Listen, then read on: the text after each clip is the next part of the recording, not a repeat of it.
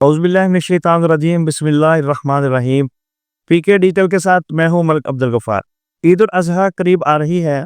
लोग सुन्नत इब्राहिमी की अदायगी के लिए जानवर खरीद रहे हैं। इसी टॉपिक पर बात करने के लिए मेरे साथ मौजूद है मुफ्ती साकिब जावेद साहब। आइए इनसे जानते हैं कि कुर्बानी क्या है और ये किस किस पर वाजिब है। अस्सलाम वालेकुम मुफ्ती साहब। वालेकुम सलाम वरहमतुल्लाहि वबरकातुहू। मुफ्ती साहब बहुत शुक्रिया वक़्त देने का। ये बताइएगा कि इस्लाम की शरीयत के मुताबिक कुर्बानी क्या है और ये किस किस पर वाजिब है। जी, कुर्बानी कुर्बानी ये सुन्नत इब्राहिमी है और एक मखसूस जानवर को मखसूस वक्त में अल्लाह की रज़ा के लिए ज़िबा करने का नाम कुर्बानी।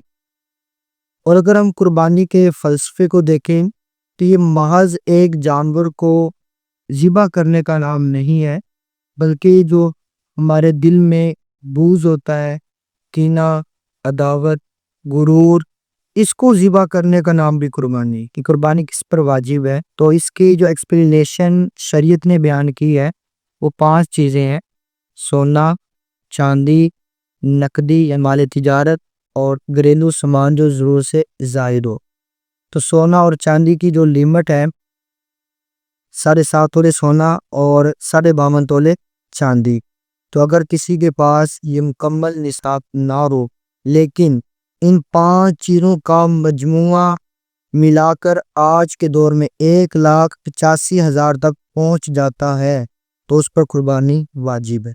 अच्छा मुफ्ती साहब, दूसरा सवाल मैं आपसे ये करना चाहूँगा कि कुर्बानी के लिए कौन सा जानवर खरीदना चाहिए। आजकल बहुत लोग इस बात पर बहस करते हैं कि फ़लाँ जानवर नहीं खरीदना चाहिए, फ़लाँ नहीं खरीदना चाहिए या फ़लाँ खरीदना चाहिए। तो इस पर आप क्या कहेंगे कि सुन्नत इब्राहिमी की अदायगी के मुताबिक कौन सा जानवर सबसे ज़्यादा बेस्ट रहता है। जी, कुर्बानी के जानवर के लिए हदीस मुबारका में आता है कि ऐसा जानवर ज़िबा किया जाए जो फरबा हो, मोटा ताज़ा हो, यानी इतना लागर ना हो कि उसकी हड्डियां नजर आए। तो लिहाजा ऐसा जानवर करना चाहिए जो देखने में खूबसूरत भी लगे। मुफ्ती साहब, ये मैं पूछना चाहूँगा कि जो कुर्बानी का गोश्त है, इसको तक़सीम करने के लिए हमें क्या करना चाहिए? अक्सर हमने लोगों को देखा है कि जो एलीट क्लास की फैमिलीज़ होती हैं, वो ज़्यादातर गोश्त घरों में रख लेती हैं। तो इसके बारे में क्या कहेंगे आप? देखिए, अगर आप सारा का सारा गोश्त घर में रख लेते हैं तो ये भी जायज़ है, लेकिन शरीयत हमें ये कहती है कि तुम अपनी जानवर के गोश्त के 3 हिस्से करो। एक हिस्सा अपने लिए रखो, एक हिस्सा गुरबा के लिए और एक हिस्सा अपने रिश्तेदारों में तकसीम करो। तो अगर कोई बंदा सारा गोश्त अपने पास रख लेता है तो ये भी जायज़ है, लेकिन मुस्तहब ये है कि उसके 3 हिस्से किए जाएं। अच्छा मुफ्ती साहब, एक अहम सवाल है कि एक फैमिली सिस्टम में जो लोग रहते हैं, तो उसका जो सरबराह होता है फैमिली का, वो कुर्बानी कर देता है।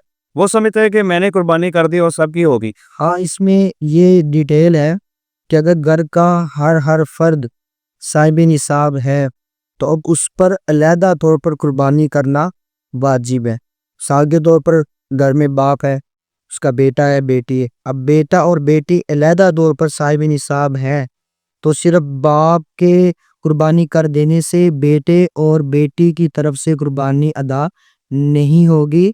इनको अलहदा तौर पर अपनी कुर्बानी करनी पड़ेगी। जी नाज़रीन, आपने मुफ्ती साकिब साहब की बात सुनी। उनका यही कहना था कि कुर्बानी जो है वो सुन्नत इब्राहिमी है। इसमें ऐसे जानवर की कुर्बानी करनी चाहिए जो फरबा हो, मोटा हो, और सबसे बड़ी बात, कुर्बानी करना ही सुन्नत इब्राहिमी नहीं बल्कि अपने अंदर को मारना भी कुर्बानी है। इसके अलावा उन्होंने कहा कि जो गोश्त है वो इसको शरई तरीका ये है कि इसको 3 हिस्सों में तकसीम करना चाहिए कि जो घर का सरबराह है वो कुर्बानी तो कर लेता है लेकिन बाकी लोग नहीं करते। तो इस बारे में उन्होंने कहा कि कुर्बानी जो साहिब हैसियत है, साहिब नसाब हैं, सबको करनी चाहिए ताकि जो लोग कुर्बानी से महरूम रह जाते हैं उनको भी ये सवाब चला जाए। ऐसी मज़ीद अच्छी वीडियो देखने के लिए देखते रहिए पीके डिजिटल।